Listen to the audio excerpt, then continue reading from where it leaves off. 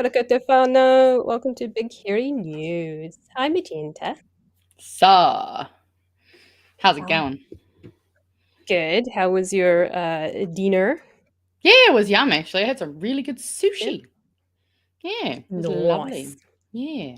Nice. Love a bit of sushi. Yeah, it's been a while actually. So, actually, it's the first time this year. I haven't had it since last year. Hell yeah. I haven't been able to pull that line in a while. Oh no. Do we have a. Am I frozen? Nope. No, that's Emily. a me. Oh. Was That was a that you just the frozen. camera? Okay, that wasn't me. All right, good to know. That's a bit scary. Can't have that go Maybe wrong. your computer went to dinner. If it does, I'm Anyways. sorry in advance. That's all right. I'm sure I Um, can pad for time if something happens. yeah, if something does happen, it's on you. You got to fill in Oh, the gap. yeah. All right. Sure, it'll be fine. Sure, it'll be fine. Yeah, how are we all doing, guys? How was your Tuesdays? Did we do anything exciting? I'm a little out of sync. Yeah, I've had issues with that. That could be a camera thing. Shall we do a wee bit of a boop boop? A beep boop. A boop boop? A boop. A skitty pop pop pop. Nah, it's alright, we'll be right. If it gets really annoying, I'll see if I can do anything. I did notice that on the recording last night. It could be because of my mic is running through a program, and that program is a bit slow. So Interesting. who knows? Who Interesting. knows? Technical fun things, eh? Right. We love it. We love it. Technical fun things. Before we get into anything too crazy, yeah, what's up? Oh, What's up? actually, there was a little. We've got a super chat already. That's quite exciting. I didn't realize this because I haven't been paying attention. Happy 15K. Oh yes, I saw that. Hell yeah! I saw that. I mean, we have 14K. Should we look at it? So thank you, Ella, Yeah, for isn't the that crazy? super chat. Oh, no, I don't want to be watching my own video. I just want to see. Yep, 15,000. I can tell you the exact number, in fact. Ooh. Shall we? Shall we? Where is Why it? not? Somewhere Give me in that here. accurate count. Can't find it. Well, apparently we got to thank Peter Syme as well for mentioning it in the chat. Very exciting. Yes, thank you. Oh, hang on. That's because this is a completely different... Well, anyway, yeah, we got to 15,000. Woohoo! Whoop, whoop, whoop. 15,010. Oh, and 10. 15,010. Yeah, nice. We got almost 900 people in the last 28 days, which is amazing. That's awesome. That's a Christmas present if there ever was one. Thanks, guys, for getting us onto 15K for the new year. Right. Thanks, now we're just going to see where we end 2025. You know, let's see what number we can end on, guys. Yes. What are we betting on? 50K? Right. Everyone's at 50K? Least going to make at least 2 fake accounts, right? Clearly. Should we do like a beginning of year? I suppose everyone's probably watching on YouTube for the most part. We'll do a beginning of the year. Sorry, Pat, I'm running the channel now. We'll do a beginning of the year poll, and let's see. I'll do like at least 25K. Okay, so we'll do 25K, 50K, 100K, and everyone can vote on this very day, and then let's see if our predictions are correct. Actually, I mean, we could take that further and do more predictions. Maybe we do a Google form and get people to make their political predictions for the year. See what comes true at the end of the year. Real community engagement. Suck it. That could be a Friday project, actually. Maybe that's the Friday project. Ooh. Okay. Watch this space. Guys. Okay. Well, I've got something to share. A little bit of a. Sure. Is this correct? Yes, it is. A Patreon shout out. Hey. What do we... Oh, that's the wrong one. What about this one? Go pachunk. Sorry, I'm not a member, but I promise I do support the show. Or I'm just not... Actually, no. I'm not logged in. Just want to say a thank you to Perosia, Davey T, Tom Brewer, and Kier Whip for your support becoming new patrons over the last little while. And your names will be in tonight's credits, in which I won't block out the sound because I know what I did. But if you're interested and you want to become a patron, head over to patreon.com Big Hairy News, and you can subscribe over there. There's lots of cool content. I can't show you any of it, but I can tell you that it's like printing stuff and it's Nala stuff if you're into dogs. It's other behind the scenes stuff. I'm sure Pat will probably do some patron stuff for Waitangi while he's up there. So if you don't want to miss out on that, you can become, I think even the lowest paid members get access to most of that stuff. So, and it's just the way that you guys can support if you'd like. And you can just keep watching and subbing and sharing about us, which is also pretty cool. So thank you. Exactly. I mean, subbing the lowest tier just for Nala alone. Oh, come on. Like we got IRL Nala, and that was fun. IRL Nala, such a good girl. She was such a good girl. So well trained. She's a cutie. Yeah. So on tonight's agenda, we've got. What have we got? Probably the biggest news for the night was the submissions on the Treaty Principles Bill closing at 23,000. So I've got a wee clip here with stuff news. I keep wanting to say 3 News. It's embedded in me. I'm like, I keep going to call them News Hub, to be honest. Yeah, that too. So we'll watch this cute. Sorry, Samantha, you're not cute. Well, you are, but not diminishing you. Anyways, let's watch this small video, and then there's another wee one that we can run through as well. We get to see David Seymour's face. Hey, nobody asked for that. I just realised you won't be able to hear it. Let me know if this is too loud. Technical issues. The window for submitting on the Treaty Principles Bill finally closed at 1 p.m. But the debate is far from over. Here's political reporter Glenn McConnell. Breaking records. David Seymour has done the unthinkable. Can I just say, that is the dirtiest shot someone could have done. I know, right? What the hell? I saw that and I'm like, what? Okay. Right. Okay. Jeez, Breaking down, records. David Seymour has done the unthinkable with his Treaty Principles Bill. He's got Kiwis writing political essays during their summer breaks. Even the people that oppose my bill appear to be supporting the idea of mass participation in what the treaty means from 2025. And I think that... No. Yeah. That's not what opposition is saying. The opposition is saying, leave it the fuck alone, and it's not our right to say anything on it. I mean, what we're saying is fucking we support these nuts more than we support you, man. Fucking hell. Get your greedy hands off it. That's very, very exciting. This is dangerous legislation. So, he can pat himself on the back as much as he likes. But people are worried. More than 300,000 submissions were in by the 1 p.m. deadline, a debate of titanic proportions, and the bill is going down too, the Prime Minister promising this summer to sink it big time. Don't you worry, we're going to honour it big time. Yes, thank you. We appreciate that. We're going to spike it, we'll kill it, don't worry. First, the hikoi. Oh. That is the weirdest interaction I have ever seen from him.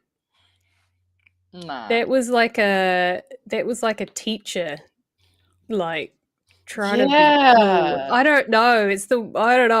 I felt weird about it, eh? Don't worry, guys. Don't you worry. Spike it down. I got your back. I got your back. I know that I totally bent over for David Seymour, but I got your back, guys. I'm not going to support it any further. I'm a man of the people. I'm like you. It's probably the most politician-y thing I've ever seen him do. Is the also this comment. We're gonna strike this bill down. This comment, I think, is pretty on TikTok mode. Yes. That's what he's been paying those 7 fucking social media team members to do, is to fucking. Yeah. So okay, imagine in the training room, they're in the boardroom, they're like, okay, so when you're going through the airport and you're walking past someone who's saying, I can't remember exactly what they said, but I'm pretty sure I heard that. And then like, what are you gonna say? What do you say, Luxon? And then he's like, I'm gonna say, yeah, cool. I don't support it. I got your back. Bye. I'm gonna pat you on the shoulder and bye. Like, what's a bit they even probably had to, because he's had all of those, those NPC dialogue lines last year. What if they've just updated them? So now it's like they've just updated them to be these cool, like, jargon. So he seems like down. What did he say? I'm gonna nip it in the bud. No, it was even Spike less. it down. There was one that was like spike it down, like volleyball speech. I don't remember the rest. He's on video now saying this shit. So if he doesn't, he is missing this summer to sink it big time. Don't you worry, we're going to honour it big time. Yes, thank you. Speaking we appreciate that. We're going to spike it, we'll kill it, don't worry. First the hikoi, now... I can't trust a word that comes out of his mouth. Slimy. Don't you worry, we got to strike it down. Yeah, I gotcha. Fuck, she'll be right, mate. I gotcha. What if he was got weirdly Australian when he did that too? Like, it sounded more Australian than Kiwi. Fuck, I don't know. Anyways, let's get through this. The submissions. This is an issue which has invigorated debate unlike anything else. Submissions had been due by last week, but then Parliament's website crashed. We expected the bill to have a lot of submissions, but it was even more than we'd expected. And so they really just overloaded it and caused it to shut down. It's great so many people wanted to have their say, but the pressure was just a bit too much. From both sides, political groups from Te Pāti Māori to Hobson's Pledge have been urging their supporters to flood Parliament with submissions. That they have done. But what have the public said? Who knows? But it's really up to the committee to analyse. Who knows? Who knows? I don't care. I got what I want. You what do you mean who knows? We've how many submissions from law societies and different groups have we seen? Who knows? Fuck off. Experts, Te Pāti Māori, the hikoi, who knows? Yeah, 230,000 signatures opposing it. Who knows? Someone, Fuck I guess. You, Yes. Yeah. Them. What I do know is that the numbers at the end of the day aren't really what matters. The bill has a referendum. If you want to ask about numbers, let people vote on the final product. No matter how many there are, it is extremely important kaupapa for us in Aotearoa to be able to protect Te Tiriti, and that showed by the record amount of submitters. This is a debate which is far from over. Next week, politicians, albeit not David Seymour, will be heading up to Ratanapa. It's their first chance this year to hear directly from Māori about what they think of the Treaty Principles Bill. Then it's Waitangi, but also a 6-month submission process in person here at Parliament about that bill. And after all of that, well, you heard from the man himself. We're going to spike it, we'll kill it, don't worry. You better fucking do it. What? Spike it with fucking alcohol? What else have we got to say about this? And then we'll go into the next interesting part of this. Oh yeah, okay, yeah. I feel like this is pretty succinct. Stink Piss has been on the ball this week. Thanks, Stink Piss. See, you're our Twitch champ, right? Keep it up, bro. Like, yeah, I just. But the thing is, you called it like I knew it the second you said it that he was gonna just spin it, to work for him. And that's why I hated it the second you said it. I hated it the second I heard it come out of his fucking disgusting looking mouth. Also, like, oh, he's just so punchable. Like, even when he's trying to wear that plaid shirt to try to look like, a farmer, like one of the people. Like, just he's cosplaying as a fucking normal person. Like, he doesn't even look like he's wearing that outfit naturally. Like, he's wearing just normal clothes and somehow it still looks like a costume. Fake ass. Also, Luxon lies constantly. He lied all last year. It really doesn't matter what he says. Oh, God, yeah. Yep. And that's he'll say anything to I don't know, get someone to on his side. I just don't trust him. I do not trust him. For sure. Well, and that's the thing. Like, they perfectly summed it up. He says that he's going to do a lot of things. He said he was going to help the squeezed middle. All those families that he was going to help that are He said he was going to the Dunedin Hospital. Oh, yeah, exactly. What has he actually followed through on other than all the horrible shit? Oh, fuck that cunt. You know, like, I think the comments really just, I you don't know, want to. I well, just, no, I want neither to do like I, him. but He's a freaking prime minister. I want to like him. I just can't. yeah, I would love to not actually hate him. I would love to not have opinions like this. It would be great. I'd love to Like I think said. positively about him. Yeah, how can we get early Trudeau vibes back?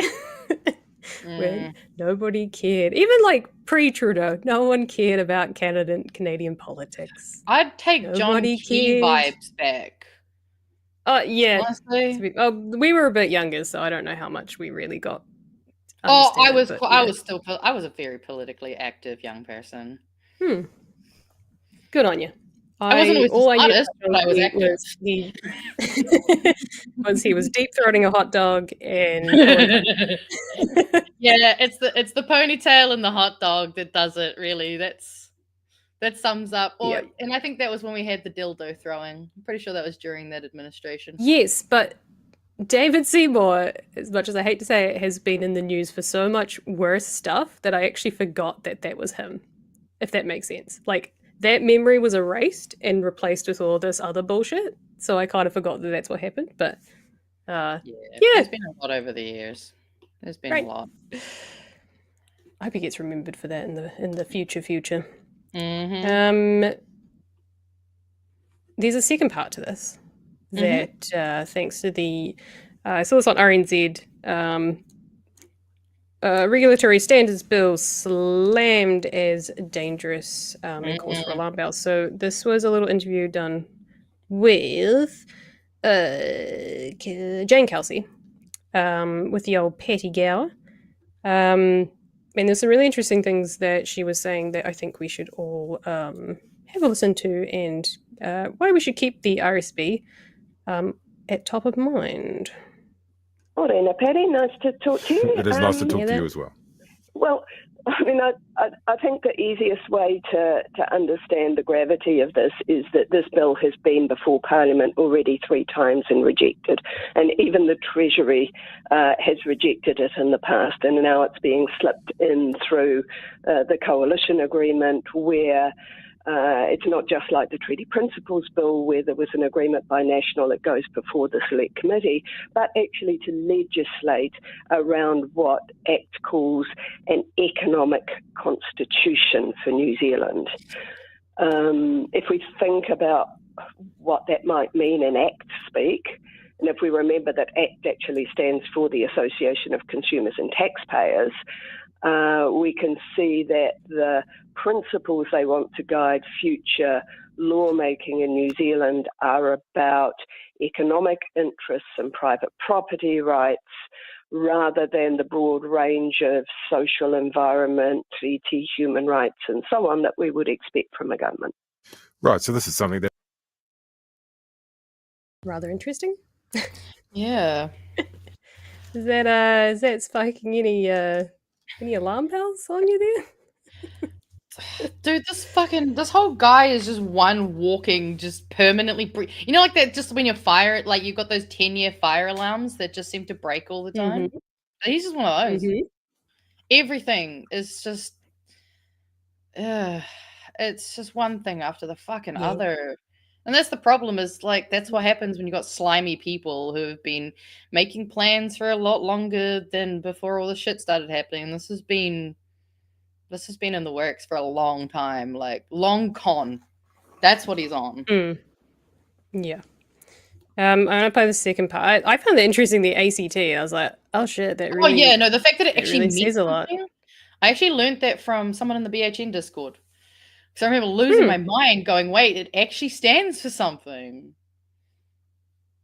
Crazy. Right, if I jump to this really is a 6-minute interview. 3:30-ish. There's what I find probably the most disturbing part about this. By Minister Seymour, who is the Minister for Regulatory Responsibility, has said that they don't support the National and New Zealand First, what is in the coalition agreement. Yeah, we'll and that seems to be where, interestingly, even first Sorry, guys. pulling the rug on this, interestingly, even the Ministry of Regulation set up by Minister Seymour, who is the Minister for Regulatory Responsibility, has said that they don't support this legislation. And what is a concrete example of something that could happen under this? What's some sort of regulation that we could lose that would raise huge concerns out there? Well, unlike a number of the other things that have come through under the coalition agreement, this is more systemic rather than dealing with specific issues. So the goal is light-handed regulation. That is minimalist approaches to regulating a range of areas, especially those that involve investment and so on. So people listening will remember what light-handed regulation brought us with the leaky buildings, the collapses of the finance companies, the Pike River mining collapse, disaster, the adventure tourism lack of regulation, the aged care homes and so on. So it affects... I think the only thing in there that you need to hear is the Pike River mine disaster. Even just leaky homes as well. Leaky homes, leaky homes cost us a lot. It's still like, yes. I mean, they're all bad, but like, but everyone knows the tragedy that was the Pike River mine. That is what light-handed regulation did. That's what David Seymour wants. He wants it less regulation, less red tape, and to put it back in the hands of businesses, which he believes is the best way to do it, because he believes that they'll do better for us. When they won't do better for us, as she stated earlier, they're not going to do better for us. They're going to do better for their own interests. And regulation should be there for us, not for corporations. They should be there to protect us, to protect workers, to keep us safe, to ensure that we have good social housing in general. Leaky homes is beyond social housing. That was building standards, right? That was a horror. And that's the thing, is that not only cost people like money, but it actually ruined people's lives. You know, you imagine investing, like, imagine being able to afford to build a house to begin with. So like, for most people our age and under, try to pretend. But imagine being able to do that, investing your entire fucking life, and then turns out you now have an unlivable home. Like, the amount of people, and that would have also had flow-on effects. Like, there's the instantaneous, like, the house is fucked, the money. But think about the flow-on effects of what that time of stress and poverty would do to families. What that could potentially, strike homelessness and a bout of poverty that could ruin a person's life. Like, these things have flow-on effects that have probably, like, are still affecting people to this day. Like, it's just ridiculous. But I mean, it's also not surprising. Like, we know what their end goal is. They don't think it's what's best for us. They say that, but I'm sorry, they don't believe it. They're just saying it because it sounds good. But what they really want is, this is what works best for us. This is what makes us the most money for the least fucking effort, so that we can just keep doing this drain game. Like, that's what it just feels like. These are the people we need to keep happy, because these are the people that vote for us. Like, I don't see it having any benefit for anyone but corporations and people who are going to take advantage of us. Well, I mean, it's like, I mean, the perfect analogy is, think about what they're doing in terms of mining our earth. Like, there was actually, I just saw a post recently about because of the fast track bill, there's now going to be dredging of the ocean for the next 35 years. 5 days a week, like, I think 6 or 8 hours a day, 5 to 7 days a week for the next 35 years. Like, that is what they're also doing to us in terms of all of these issues with the regulations. Like, they're just taking as much as they can get away with without it falling apart, and without us actually going, hey, wait a fucking minute. Like, we are getting like, the earth is getting fucked, but so are we. We are a commodity that is being taken advantage of. Yeah. So that's pretty pretty much why we should keep our eyes on the regulatory standards bill, even though submissions are closed. Any thoughts on the 23,000? Last night. I mean, I'm actually just really impressed. So 23,000 was the submissions we got for regular. I haven't actually checked today. To be fair, there wasn't. Yeah, it was 23,000. There wasn't nearly as much coverage on it. Oh no, well that's why I'm actually the two bills. Is that if there's 23,000 for a bill that was like relatively under the radar, I'm actually really impressed. Like, I think that shows that, like, I think all of this stuff with the treaty principles bill has just helped kind of be that kick in the ass and that light, that fire that just is actually getting people to start engaging.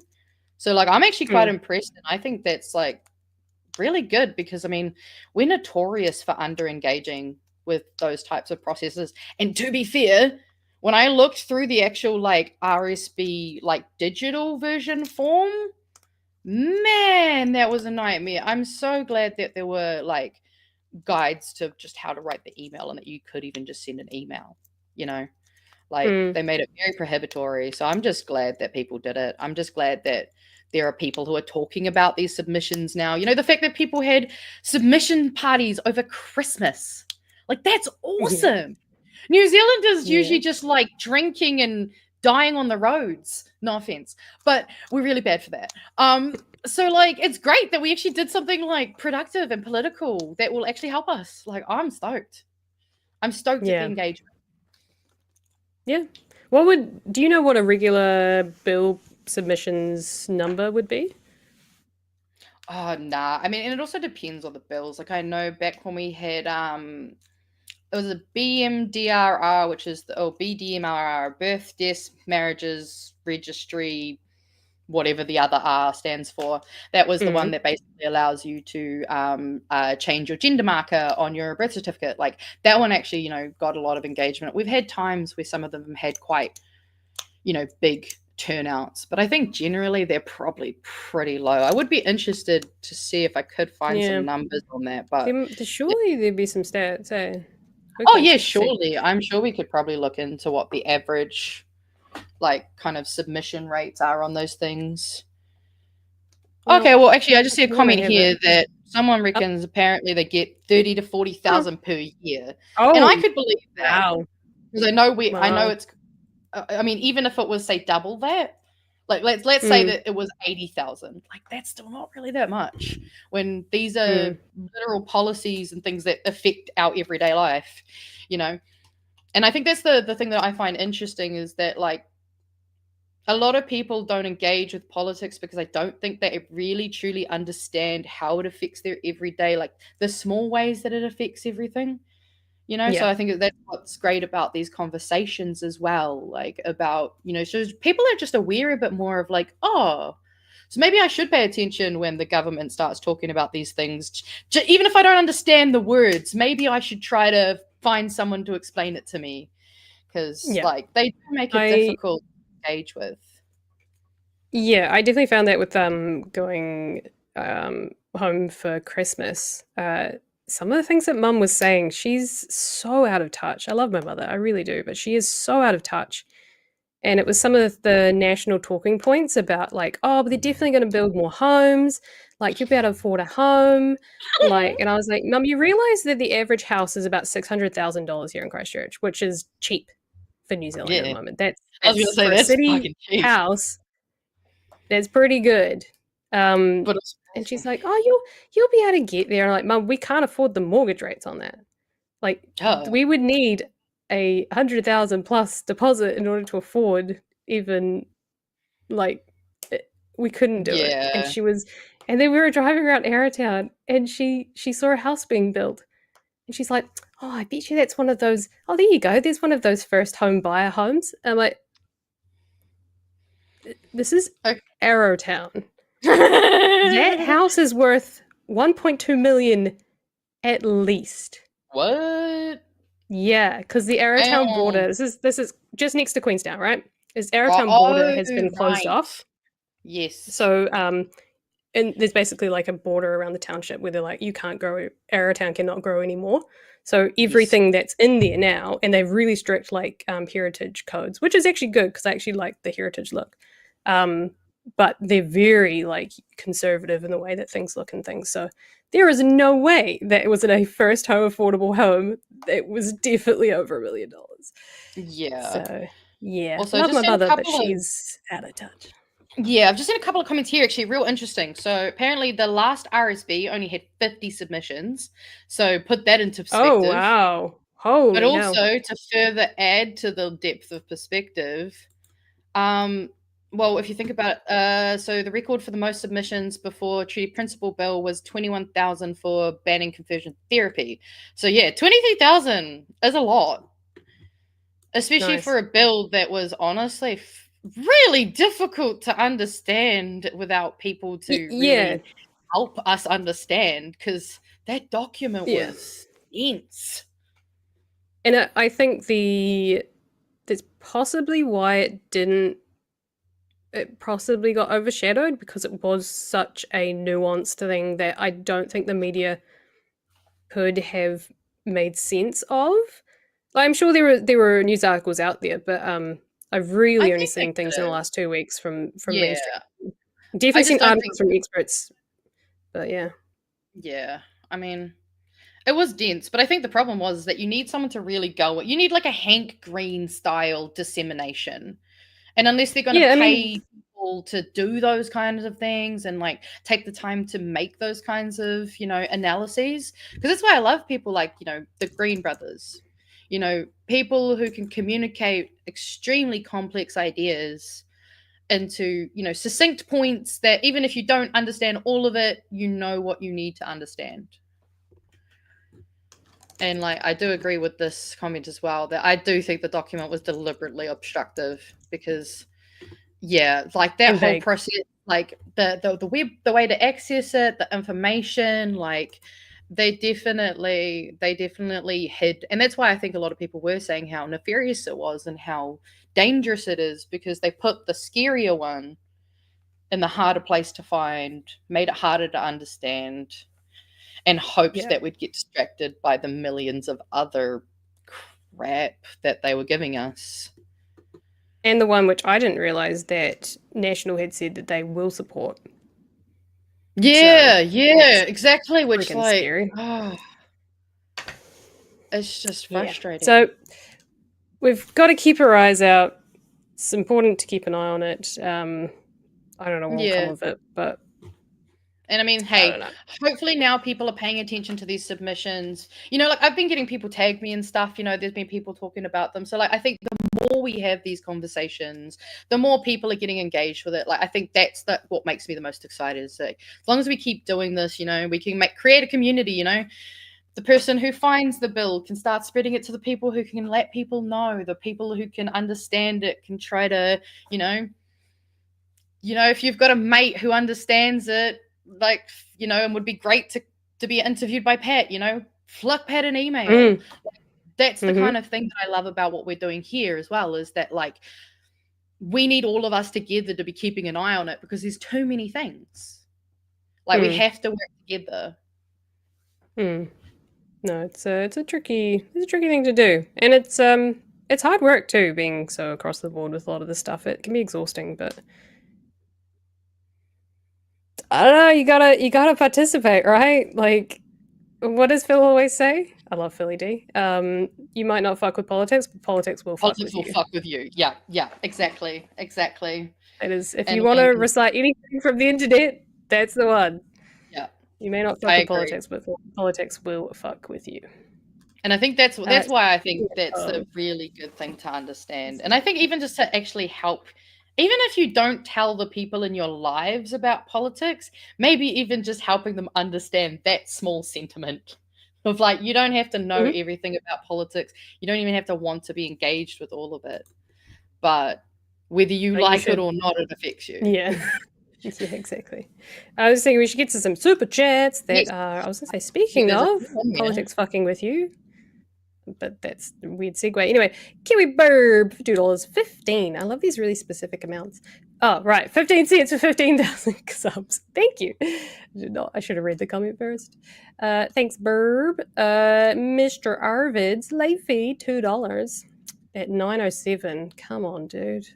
Not good enough. Thanks. Kiwi Bird again says Luxon gonna sink the bill like he did with IREX. Thanks for your $2. Miss Alvards again for $2. Who knows? Great point. Thanks, David. Oh, right. Yeah. Who knows? Great point. Thanks, David. Regarding his, what are people saying about it? Who knows? Who cares? Clearly. JC and the Pigeon Cats. I love this. This is adorable. $5.76. Sorry, I'm 2 days and 16 minutes late. That's okay. We appreciate you for joining us on the Tuesday. Right. And then Peter. Yeah. Peter at the $5. Don't pine for the days of John Key. It's just shifting the Overton window to shitfuckery. He was bad too. Sorry, super chats don't allow proper swears.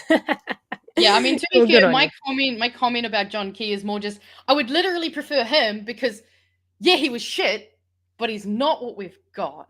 And that's so much worse. Yep. But you're right. We are just shifting the worst I mean, obviously. further and further. What I pine for is Chloe as Prime Minister. That is what I truly pine for. Well, we'll see. We'll see. I'm not gonna put any bets on that because I think she's doing great as an MP. But would be kind of cool. Would be kind of cool. We'll see. It We'll see. would The make future. my life, but... Future is infinite. Many possibilities. All right. Shall we move on to the second story of the night? A big year in education. Eric Stanford. Structured literacy and maths? Is this what we're doing? Structured mess is now back on the radar. And she's delivered some resources. So let's have a gazer. Resources. At what's going on. If I can get my Do the resources have spelling mistakes in them? They've been pushed out pretty quickly, so possibly. Let's have a listen. Where hundreds of thousands of new maths books are being packed up for schools.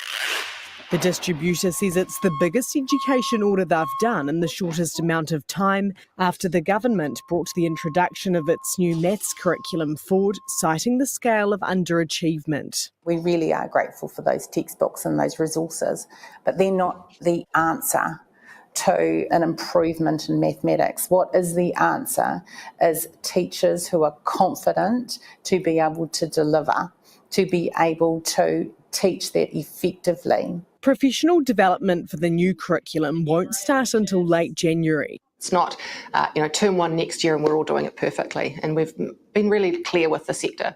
Just go at your own pace. The pace of... Famous last words. Go at your own pace. I think their pace was doing it completely fucking differently, but all right. So I have an issue with the go at your own pace because it's almost contradictory to something she says a bit later where it's like the best time to start was yesterday. We've got to hit it hard. We've got to get this done. And it's like, well, which of the two is it? So I'm having a thought of like, well, if she's saying go at your own pace about getting up to speed, at what point is she going to start cracking the whip and say, it's not good enough, you're not keeping up with the pace and you need to move faster? And or is she going to look at the results in a year's time and go, these still aren't good enough? So the sector needs to pick up the pace even faster. Which of the two is it going to be? Is she going to say, hey, look, the results aren't showing just yet, but everyone's going at their own pace, we'll get there? Or is it going to be, we're not getting there because everyone's going too slow, hurry the fuck up? Or third option, we're not going fast enough, so we need more of those charter schools and all of this privatization stuff because they'll be able to give our kids what we need. And don't we want to prioritize that? Don't we want to make sure that our kids get what they need, even if you don't like it? Like, oh. Yeah. All right, there's a little bit there for a little bit further down the track. Oh, what have we got? It is 2-ish. Yeah, if I've got this correct. Maths, school lunches, NCEA, property management and charter schools. 2025 will be the year of delivery. The Principals Federation wants to see improvements to learning support. 2 governments ago, they brought in learning support coordinators into some schools. The first tranche of them went out, and it was never, ever extended to all schools. Learning support is one of the minister's priorities. Parents are being asked to play their part too, with the resources for learning at home and more student information expected. I want you to be demanding customers. I want you to know what is in the curriculum. She wants all children to receive a quality education and has those from disadvantaged backgrounds in mind. That will change their lives, and that's why I'm working at this frenetic pace. And yes, it's killing me, but it is worth it. A shift in the classroom that will take time to adjust to. Kate Nicol-Williams, One News. Look, I know people have their reasonable, and I also have my concerns about Erica Stanford, but I do genuinely think that she does care about this portfolio. However, I don't think she's going about it the right way, and I think she needs to actually start listening to the sector a little bit more. Yes, 100% structured numeracy is the way to go. There's no other way to teach math, unfortunately. Math is one of those things that's foundational. You got to build on it. But expecting teachers who are already underfunded, who already don't have support in the classroom and are getting continually their funds cut, and they won't increase the pay for support teachers either, you're not going to see the results that you want. It's not going to happen. Mm-hmm. I mean, yeah, she's got. And I don't know whether or not it's her government that's cutting her budget, or if it's I don't know. I mean, at the end of the day, I don't know. She's aligned herself with the party that has been doing what they've been doing. Does it really matter? Even if it isn't wholly that she can do much about it, at the end of the day, she chose to be in that party. She chose to be under that coalition, and she chose to align herself with ideals that honestly are not conducive to children's education. Even just trying to be structured maths and literacy is 100% the best way to teach kids. Yeah, because we've totally not learned that actually a lot of kids learn in different ways. So what the best thing to do is actually have options and have multimodal ways of teaching people, and allowing the kids that need certain types of teaching to be taught that way. But, with how little teachers we have and how little support and understanding we have for those things, that's not going to happen. What we need is more resources and people and customized education. Not this one size fits all, because let's be honest, it's never fit all. Never, ever. And it's never worked for everyone. It was never supposed to. It was supposed to be easy to administer. And I mean, a lot of that, a lot of the schooling that we have is based on when industrialization started happening, and they changed it. All about training people to be able to go and do all these work. It's a whole thing. And so it's just stupid. Yep, she's passionate, and I do believe she cares about kids, but she's not doing anything to actually help them. There's on this, I'll come back to the video in a second, there's something else there, but this is something else that I found, which I thought was quite interesting. This came out a couple of days ago, almost 10 days ago. Stanford braces herself for a year of cuts and reform. And this, I have to say, after I had that opinion of she's not that bad, it definitely changed my tune after I listened to this one. But there's a great comment at the end. Basically, she's saying that we have to continue to cut. We have to take, there's all these things and new programs, initiatives, ideas are constantly tacked on. They might count for a good headline among bad results, but the return on investment, the impact of student outcomes aren't there. And it's basically the same thing of we're spending $20 billion a year and results are going backwards and all this sort of stuff. And I was like, actually, Erica, I don't like you right now. But that aside, at the end here, and the newsroom always has the best comments at the bottom, and I think it's because they're one of the only ones that actually have comments, and they're actually reasonable. I swear it's the same 3 people. There might be bots for all I know. I don't know. But there's reasonable stuff out here, which is quite nice, which is I think Stanford is amongst the best performers, but I felt that this report relaxed distance from the subject. Yeah, fair enough. Bill Hales, I love this. Stanford says there's still a way to go in closing the equity gap. That would be the understatement of the year. Her program is structured literacy could well be a positive contribution for all, I know, but it'll be a limited one so long as we preserve the neoliberal this is an old man, I love this, neoliberal commitment to the transfer of the nation's wealth into fewer and fewer pockets. Can't keep squeezing the education budget until there's no one left to do the teaching. And I'd suggest she maintain the current funding and redirect some of it. I agree. She could get some of our teachers and teacher aides back from Australia, for instance, or offer proper salaries to keep people here. My take on Erica Stanford is that she's somewhat of a lone intellect within a party, and that she's someone who cares about society, but she's supporting an economic agenda that undermines her initiatives. Same problem she's got with the abuse saga. Maybe she's trying to affect change from within. Perfectly sums up my thoughts on her. Whether that's true or not, that's how I feel about it as well. I think that kind of also summarizes a little what I've saying too. Like, yeah, like, sure, she might actually have that genuine concern and thing, but like, yeah, trying to change it from within when it's as fucked as it is at the moment. Yeah. Like, I mean, I genuinely think there are good ministers. Like, Tama Portaka, I think he's kind of, I don't know if he's in the right party. I don't know what he's, I don't know, but he also kind of seems like he's got his head screwed on a little bit at least. But I don't know if it was screwed on enough, he wouldn't be in that fucking party. But that's I'm Māori. I have a whole different radu with him. So like, yes, no, fair enough. I got a different perspective. But I feel like that Cooper. I think there's genuine national MPs, but I think they are either they go about it with a different ideology or they have been thrown into a coalition that they do not agree with. I mean, Erica Stanford's associate minister is fucking David Seymour. Like, I mean, I'm not surprised. We know he likes that age range. No, thank you.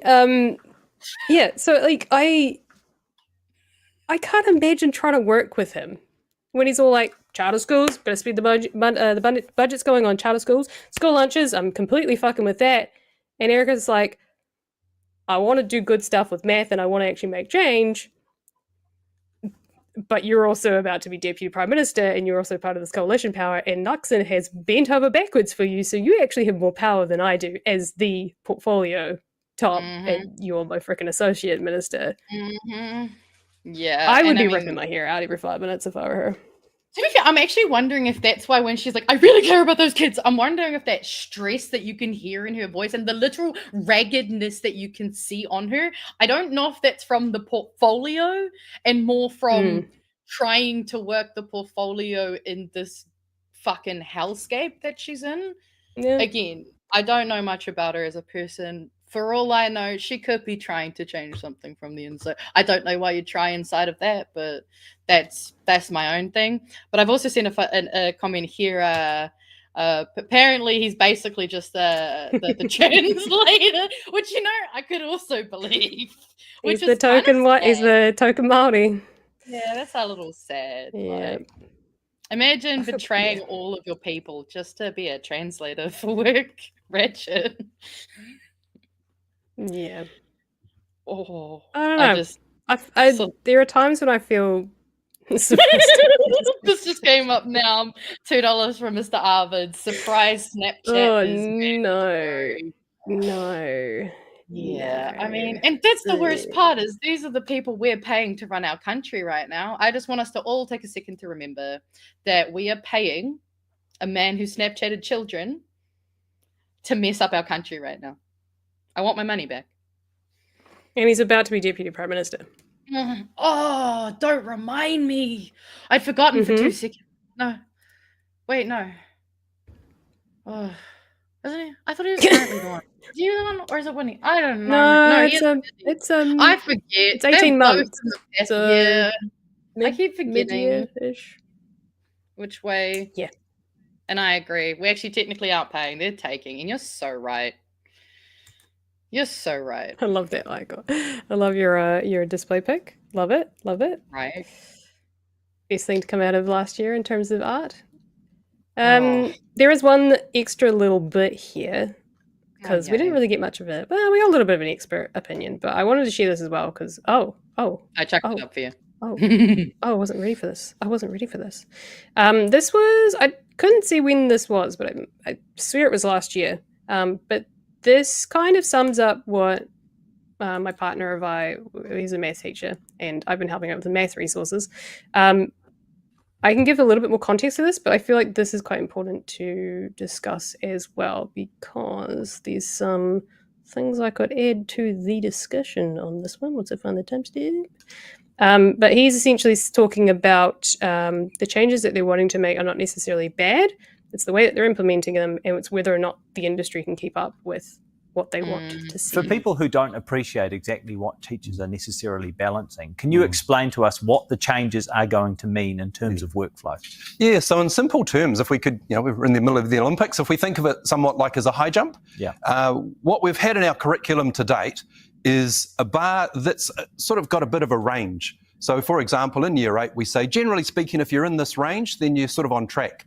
What we're seeing now is this need to make that band, if you like, a little more narrow and a bit more specific. Right. Now, to do that, we then have to go all the way back to the beginning and say, so to be an excellent high jumper, what do you need to know? Yeah. And some of that, to be fair, has been unclear. So teachers are having to figure it out themselves, they're having to make up sort of some approaches, they're having to share ideas amongst themselves.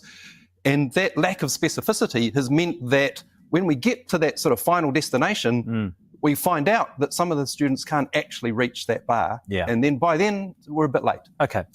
So to break that down for you guys, essentially what he's saying is that by the time that kids get to NCA level 1, or level 2, depending on what the fuck they do with it. When I was in school, NCA level 1, if you passed level 1 mathematics, you essentially were able to get your university certificate, plus a few other things in order to get to university. So that's what I had to pass, which was the biggest test of my life. However, in order to do that, because mathematics is foundational, you build upon skills, it means that you have to start from when you're 5, 6, 7, 8, probably in primary school as a whole, in order to lay the foundation so that when you get to years 7, 8, probably more so 9 and 10, which sort of are the final foundation. Well, actually, no, it's when you get to year 9 and 10, you're learning beyond basic mathematics or basic fundamental. Your trigonometries and your Pythagoras and the algebras, all the stuff right? I hated. You need to have a basic you have a basic understanding of how math works. And if you don't know how to count from 1 to 1,000 or 2 plus 2 is 4, if you don't understand that stuff, it's a big leap to go to the next thing. Or if you've got gaps even in your, like if you struggle with division or fractions or understanding percentages, that next step is really hard to get to. So yes, the stuff that they're putting through now is great, but you really have to lay that foundation quite early on. But what's happening is there's been times when they haven't specified what they want you to learn by year 11. Yeah. Yes and no. But and there's benchmarks of where kids should be as they move up the scale. But what they keep doing is they keep changing what that mathematics exam is when you hit year 11, year 12 or whatever. I think they're pushing it to year 12 now. So if they do that and they don't phase it in, it means that kids who are in that awkward middle group who didn't get the foundational stuff, or the teachers of their generation were working towards a different bar, they have a massive gap that they've got to catch up to in like 4, if not 2 years of education. And you can't do that as one teacher teaching math. You can't do that for 35 kids or 50% of the class, for example. You can't do that for 15 kids when you've got kids who understand basic fundamentals and kids who are ready to move on to the next thing. It's hard work being a teacher as it is. Oh, absolutely. And I understand why they're trying to do what they're doing. And I think they are right in some respects that numeracy is really important. And that, yes, we need to tackle it from a foundational point, but you can't keep moving the bar, and you've got to phase in these types of changes. And absolutely. My partner who's a math teacher, he's great at this stuff, and he's basically said the same thing. Like you can't expect kids to hop on the bus that you've set your bar at and do it in 2 years when they're missing. I mean, it's not the first time that these things have happened. I mean, we used to have School C. NCEA never used to exist. It was your school certificate. And then they changed from school certificate to NCEA. And then once I left high school, they changed to NCEA again. Like, we've done this before. We're also not even accounting for the fact that, you know, you talked about that gap of kids that is likely going to happen. Has anyone also considered the fact that our current learners are a pandemic generation? We already have psychological studies coming out showing the negative effects that they've already had on their education and their psychology. So imagine adding that into then putting them further behind. That's going to have confounding like effects. That's going to make it worse. Yeah. And they're only looking at the results of this specific area and thinking that the teachers need more resources, but in order to teach things like workbooks and stuff like that. But as the Principals Federation were saying, it's not just the workbooks that's great, but we actually need more support in the classroom. And you need to allow us the time to do PD. That means we need time off, which means we need teachers only days, which means we need time away from the kids in order to develop this curriculum, in order to get up to speed so that we know what we're teaching, how it's being taught. And 2 years might not be enough for that, because you're also just doing your regular teaching on top of that. So not only doing PD, you're also doing your regular teaching. You're learning how the kids work. You're doing behavioral stuff. There's a lot. I do not envy teachers. There is, especially primary school teachers, when you're going between mathematics, English, science, the arts, everything in between. That is a tough job.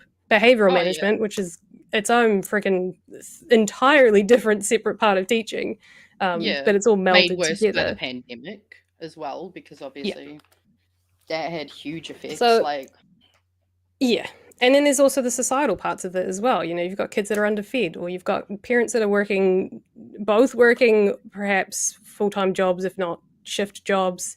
They can't be there for the kids to help them out through, you know, doing their homework with them.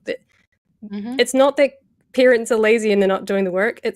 Sometimes it is, yes, I will agree, but it is sometimes a lot more complex than that. They can't be watching the kids every 5 minutes because they can't be in the home with them because they have to work in order to survive. Well, that's the thing. Yeah, I'm sure so many more parents would rather actually be actively I mean, there's definitely some parents who I do think love not actively parenting and love just going off and doing whatever the fuck they do. But there's also a lot of parents who I'm sure would much prefer to have that time at home after work with the kids doing their homework, or sitting down and helping run them through fucking their emotions. You know, there are people who want to do that, but when the cost of living is so high, they have to worry about surviving before they can worry about actually putting in that extra on top. Yeah.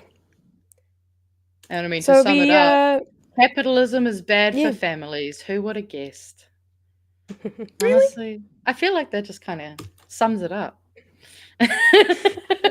This whole discussion actually, it goes quite nicely into my next discussion, which wasn't on the list, but it was kind of funny, and I thought we could throw it in there. But we'll go through some super chats quickly first. I think there's some random ones that have started as well. So I can go through it. Nice. Well, I mean, we'll just go through some of the ones that have started, because there's a few funnies we've got here. Good. What comes first, new king or new government? And I love that. That's a great game to play. Yeah, cancer at the moment, doesn't it? Yeah, exactly. Damn, so it sounds who keen. I loved this. Pine for, is that a greenie pun? You know what? I'll be honest, it wasn't, but I'll take it. Also agree with Paula. I'm pining for my Māori seats. Agreed. Also, a Kieran Chloe co-governance. That is cool. I mean, if it's co-governance, we have to have a Māori in there. But you know, I love that. I love the energy. I love the energy. Co-governance. Co-leadership, co-governance. Co-governance. Co-leadership, co-governance. Because Green Parties are co-leadership. I was just thinking you meant like cocoa, like hot chocolate. Cocoa governance. Also, someone put into words basically what I was trying to say. It was designed to break the soul. If you don't know about that, look into it. It's real interesting. We got a super chat from Pom88. Late fee for big-hearted news, which I love that. I love the creative names. It's a bleeding heart at the moment, but that's okay. All right. And then we got Citizen Gold for $15 with 0.001 per sub. Looking forward to the first million subs. And I'll be honest, my brain can't think. See, I didn't get very good math education, so I don't know. I what thought the numbers exact would same be. thing. I'm like, I'm going to trust you on that because I couldn't tell you if you're correct. Oh, look, I know the $15 is accurate, but I'm yeah. like, what would a million? Yeah, nah. See, division and multiplication. Deal or no Look, deal. I pass maths. I'm great at I'm actually pretty good at algebra. I was fantastic at math once they were allowing me to use a calculator. It's freaking awesome at Pythagoras and trigonometry. Anything that had shapes and visuals and it was formulaic. Yeah. I was good at get it. that. Yeah. But See, I I was can't only do good at very off the top of my specific head math. Yeah. The only math I'm good at is like, I don't know, budgeting. That's all I need to know, though, to be fair. Because I just round up and down. Like, I'm good with my 5s and 10s. So, like, if something's like $2.42, I just go, oh, yeah, $2.50, same thing. Or if it's like $3.71, I just go, oh, yeah, that's $4. Everyone's doing math for us, and I love it. Also, apparently with the move. Yeah, people tell me that all the time, and then I forget how many times it's supposed to move. What does that mean? I give up. How many zeros? I was talking to Jonathan about this. I'm like, I don't know where the zeros and the ones and. Yeah. See, guys, they've been You know, failing us making on math maths resources. for fucking decades. This is nothing new. It's the funnest thing is making resources with him because I just go, I don't get it. And he's like, this is year 10 stuff. And I'm like, yeah, I don't get it. He's like, huh. I mean, and then I'm like, but if you explained it like this, yeah. If you explained it like this, it would actually make a lot more sense. Well, and that's the thing is, like, I had one math teacher that could teach me. And then every other teacher, nah. I just couldn't understand. And that's the thing is, different brains, different styles. Like, I'm a lot more of a visual written person, so I actually don't like doing math on a calculator. You know, everyone's different. Yep. I'm sure there's plenty of people in the chat who have similar stories about mathematics. And if anyone's out there feeling like they're kind of dumb because they can't do basic math, you are not dumb. You just have a different way of working. If you can work a calculator, if you can look it up online, and you kind of know what you're dealing with in terms of like, what is a fraction? What is a percentage? You're good. You're good. You're good. I mean, if you ever feel dumb, just look at Luxon. Honestly, that's all you got to do. Like, yeah, we good. We good. You're all right. Do you want to go for that last super chat? Oh, we have a last. Yeah. Mirth. I thought I said myth for a long time. Thanks. Honestly, yeah. Stick third myth. I have just had a big text, a big boss text who says, "Hey team, anyone that's ordered merch, we are printing them right now, and they'll be in the post tomorrow." So we've had a bit of a breakthrough, I think, with the machine. We were having some machine issues. So that's not to say that everyone go and order merch. There's no guarantee, I think, as far as I believe, to get that sent to you or ordered or printed. So I think it's. But I mean, if you want it, you can. Merch. Like you can. Yes, you're welcome to order merch, but there is no guarantee that you will. It will get to you until Pat gives it the okay. But that's good to know. There's some things have happened. If you're looking at getting yourself some a BHN keyboard when you're ready, BHN merch. Thank you. It takes like 2 seconds to wake up. Yeah, if you somehow have Christmas money left over. Yes, or you're ready for your New Year paycheck. There is still some stickers. Unless he means he could mean the sticker merch. He could be talking about sticker merch. So yeah, you can still get sticker merch. There's quite a few in stock at the moment. If you're thinking about Waitangi Day, buffer might be good. There's always an angry Atua, which is quite fun. I need to put that on my computer or something. Or I got one on my bag. So every time I flip up my bag, you get the heads, which is really cute. Oh hell yeah! I showed this one to my brother, who I thought was politically active. He didn't understand it. I tried. I was like, "What do you think of this?" And he's like, "Yeah, it's pretty cool." But I'm like, "Okay, never mind. I must be pretty I'm lost in the source, clearly. But yeah, jump over there, get some stickers. Sounds Also, like yeah, you might just be able to get them in the double-check the post. thing. soon tomorrow. It's anyone that ordered merch. They're printing them now, and they will be in the post tomorrow. So that would have been the orders that would have closed whenever we last closed the shop. I can't remember when we closed the shop. I think it was Christmas, basically just before Christmas, wasn't it? Yeah. So Christmas so that's, presents being made. Nice. That's bhnshop.nz if you want to go get some stickers. Cool. Well, we're just over 10. Do you want to have a fun discussion just to end the night? It was going to be Trump, but we've got a whole week to talk about that and then the inauguration, and I'm sure I can people wait. know more about it.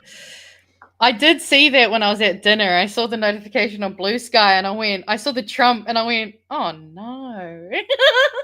No, please. Well, then this stunning, this has to be someone's pet project. Tradwives. Oh, fucking Tradwife, let's go. Why some women are ditching their careers to become Tradwives. Oh my god, are mainstream media only just finding out about Tradwives? I swear this is somebody's. I'm not sure who the reporter is. She is a common, well-known reporter. I swear this is her pet or someone in her team's pet that has been waiting for a slow news day to post this, because this has been around for a while. But just have a listen. This is great. And over the past few years, it stands for traditional wife and is used by women who say they're claiming back traditional gender roles by ditching careers to be a wife, mother, and someone who can cook pretty much anything from scratch. Senior reporter Juliet Speedy told us she took a break from her sourdough fermentation to bring us this story. Have you heard of Nara Smith? Around the holidays is when I always find myself craving desserts more than anything. What about Hannah Nealman and her more than 9 million followers? And I was craving homemade bread, homemade jam. What about the Tradwife Estee Williams? What is a Tradwife? Well, might you just ask? Tradwife stands for traditional wife. It's a new online movement promoting the rise of domesticity, traditional gender roles. Think 1950s housewives. Women are proudly stating that they don't want a career and they want to be a full-time wife and mother. But now our society has gone so far in the feminist direction. But these full-time wives and... Okay. That's where I started to lose my shit. Okay. I'll state it. Tradwives don't have a problem with them. If you wanna stay at home, you wanna look after babies, you wanna cook your man meals, and that is what you as a human being want to do, and you're not being coerced into it or whatever, you do you, babe. Like, I wholeheartedly, if that's your goal in life, I'm so happy for you. But this whole idea of like feminism has said that career woman boss babe is the only way to do it, has missed the point of feminism entirely. To be fair, yeah. I mean, also to be fair, when it comes to the Tradwife stuff, I'm chronically online. I've been following this. I've watched deep lore, like hour-long essays on this. So like, this is actually something I know a lot about. First of all, it's partially like it coincides with the red pill kind of thing. So like, yeah, this is Tradwife is basically the wife to Andrew Tate and the red pillars. Yeah, this is where we had what was Pearl, just pearly things. She was the worst. I feel like that's where it started. For anyone who doesn't know who Just Pearly Things is, she was a horribly like a woman with a lot of internalized misogyny who basically just started being a pick-me, trying to follow the Andrew Tate crowd and be like, and I'll be your perfect little submissive girl. I don't think she was originally like that. She made content that was very much not that, and then something happened or something she said got massive views and she rode the train, which I feel like that is the epitome of just about every right-wing commentator. Is they start fairly neutral-ish or sort of a little bit borderline, and then once they start to get that traction because they go further to the right and it causes them to blow up, they just go full head, like Elon Musk, Joe Rogan. Absolutely. Two great examples of it. Alex Jones, always a bit of batshit crazy, but he went full batshit crazy. Pearly Things. perfect examples. Yeah, there's also actually even better example. I can't remember their name, but there was a trans content creator who, because of all of the anti-trans stuff around Dylan Mulvaney, all of those kinds of things, you know, the anti, like, was it LGBT, LGB minus T, all these things. And like, she went hard on the right wing. Like, she started burning rainbow flags and being anti, like, queer. And then, like, it went on for about a year and a half, I think. And then she came out being like, yeah, I'm really sorry, guys. I was struggling with so many things. And I just wanted these people who rejected me to love me because they represented, you know, her family and things that she had grown up around. And like, you know, a lot of these are just very reactionary things. And I mean, that Tradwife stuff as well. I mean, it's the same way you've also got like the 4B movement, which is the complete opposite of the Tradwife movement. You know, there's it's really just a fad, to be honest. Unless I find it funny, it's kind of on mainstream news. That's why when you said it, I was like, oh, yeah, I've finally learned about this. This next little bit kind of goes into that as well. Some of the issues with jumping into this lifestyle a bit more, which this is actually probably more so about the environment they were in and less so about I guess, a critique on Tradwifism. I think it's just things that people have to watch out for. And I've muted it. Well done. Women are 3 times economic risk to women. Become perfect Tradwife. It's been labelled out of touch and also an economic risk to women, particularly if they divorce. Women are 3 times more likely to end up in poverty after a divorce than men. And I think, as mesmerising as the content is to watch, it's really important that we look at the financial implications of being a traditional wife. Good morning, friends. It's 4:26 a.m. and I'm making my husband a breakfast sandwich and his lunch. It's also spurned the spin-off term on social media of hagwife. Here's what I made today as a hagwife. The first thing I did when I got up this morning is ask absolutely nobody what they wanted for breakfast. But that's the great thing about both the internet and life. There's room for all. Being a wife and a mother should be your top priority always. And that is what is so great about this movement. Order is coming back into place in a chaotic world. So while that is where I get very frustrated. Yeah, that's the other part of it. Is that, traditionally what? Like, whose tradition? I don't know if that is her honest belief and like you're allowed to have that opinion, but the whole idea of feminism, in my opinion, is it's the movement towards not just women, but everyone having their own autonomy, their own ability to make their own wealth or live on their own or choose to have children, not choose to have children, to be the stay-at-home father, be the stay-at-home mother, the choice to have all of those things, not and like people, it sometimes is a privilege to be a bloody trad wife. Like if you've got the privilege to not need a dual income and you can stay at home and look after the kids and that's what you want to do, that's a privilege. The ability, the opposite of that, like having to work and you want to be a stay-at-home mum, but actually it's more economically viable to go to work. That's the opposite of a privilege. That's an economic situation, the social situations. It's caused by the environment that you're in, and that's really sad. Like there should be people that if they want to be a trade wife, they should be allowed to do so. But that last chick, I swear she's brainwashed. Oh yeah. No, that's it's not the job of a woman to be the wife and the house, the baby taker, the caretaker. Like you're more than that. I think that's the thing. As a woman, you're more than that. Well, and I think that's the thing is that I often find when it comes to these type of trends, especially when it comes to any trend where a person takes one facet of their personality and their identity and then just makes everything that's because there is insecurities, there is issues that go so much deeper. Like, you know what? Maybe also some people are like, having autonomy and having to work every fucking day is really hard. And you know what? I just want to break. Like, I could see people starting there and maybe leading down a rabbit hole as well. But also, I think the main issue for me is they're glorifying something that they truly don't understand. Because there's a comment here, not to mention how many 1950s housewives were depressed and on doctor-prescribed uppers just to cope with the boredom.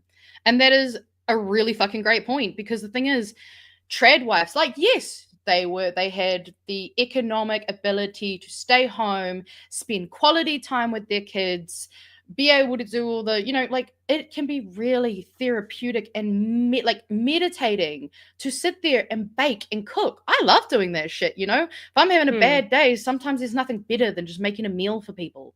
But like, you don't have to make first wave feminism your entire personality in order to do that. You can just do it. And you can just be like, I was happy that I did this.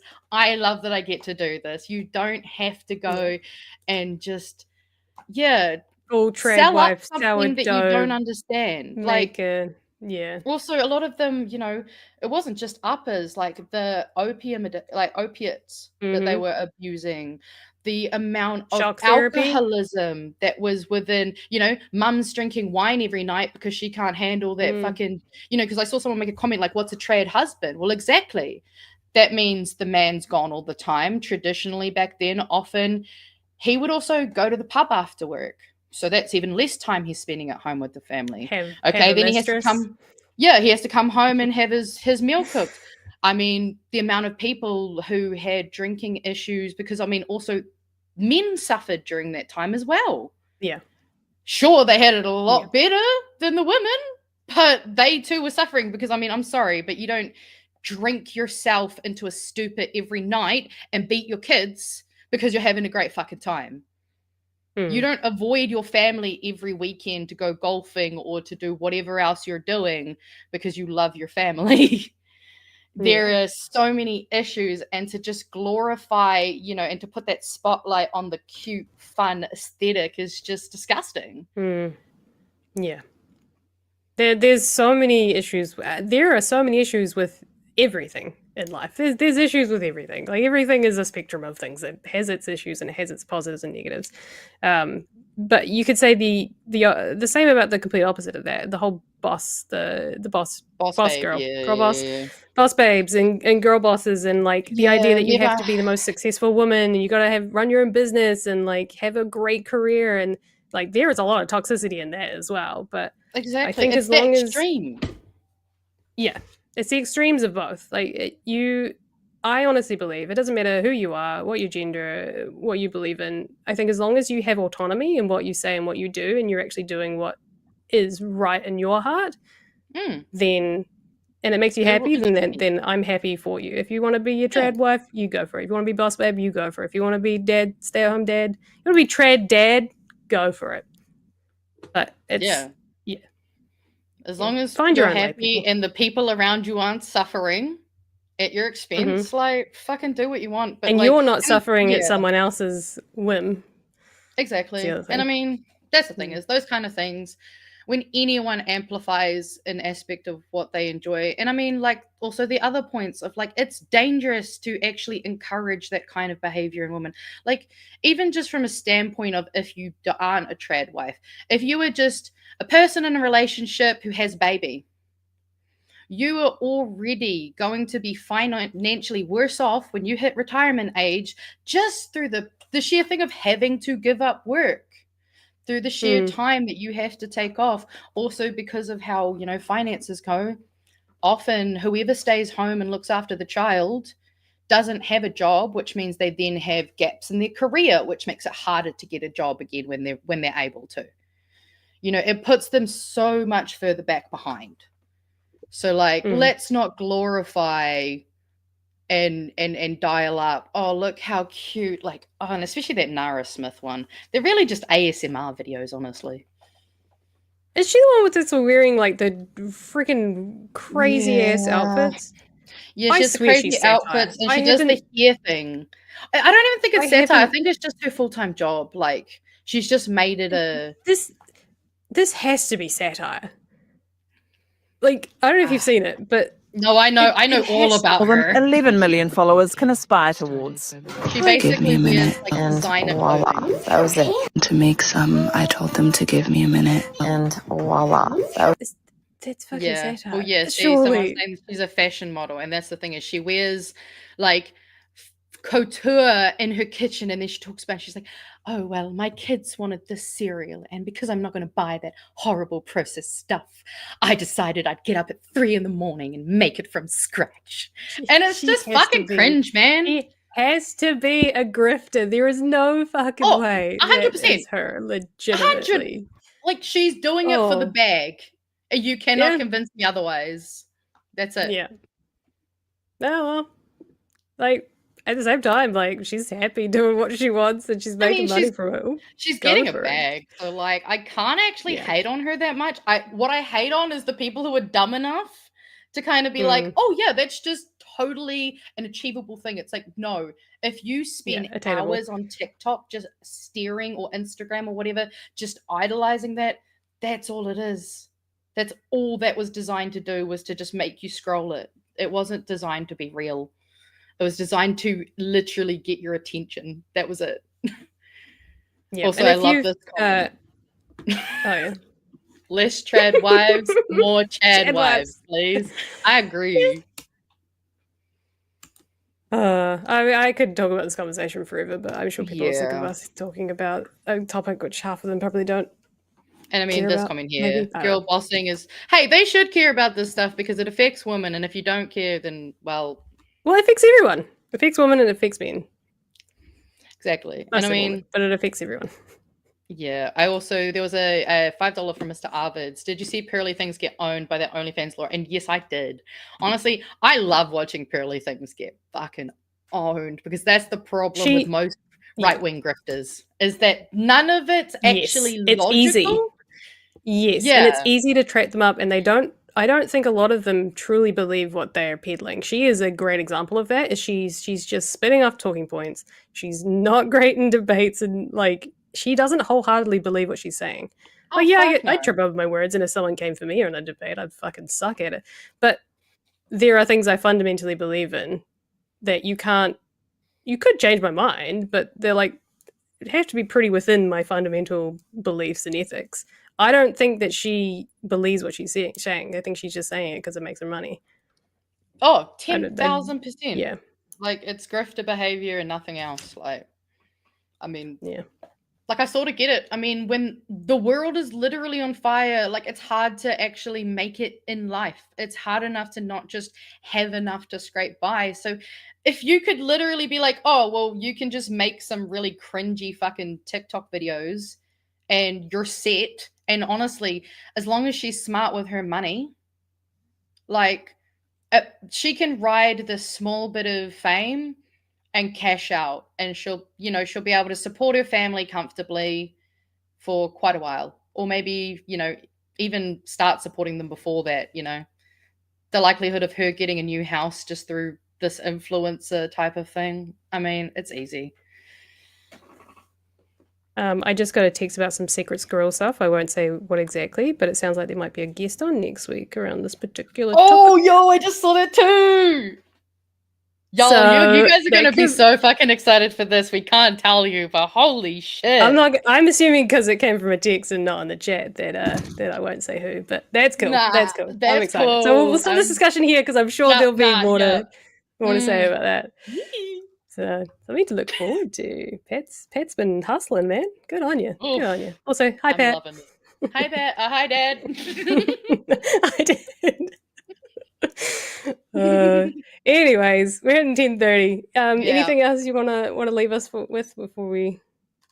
Honestly, I think this is a fun little spot to end it on. I'm sure there'll be something tomorrow to make. I mean, I had a pretty big foo-foo valve blow earlier. I think we're good. Yeah, no, I think we can say we've had a good 3 stories tonight. Yes. Any more in the chat? No more star chats? No more super chats? I don't see any. Just everyone talking about the old tradwiffery. Tradwiffery. Well, midwifery, tradwiffery, I'm guessing, I'm not good at English, I'm just assuming. No. All right. Well, let's. I always forget that just starts playing, so I'm sorry. But anyway, shall we roll the credits? Roll the tapes. Roll the tapes. Let me know if it's too long.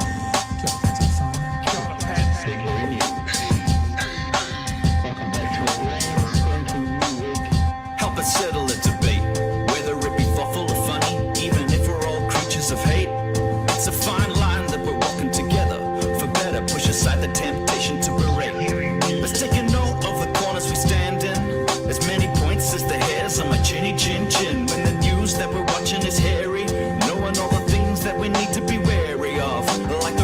give the hand out for rewards, while the many have to work out what they can't afford, and the rest of us ain't paying attention, or maybe have questions we're too worried to mention.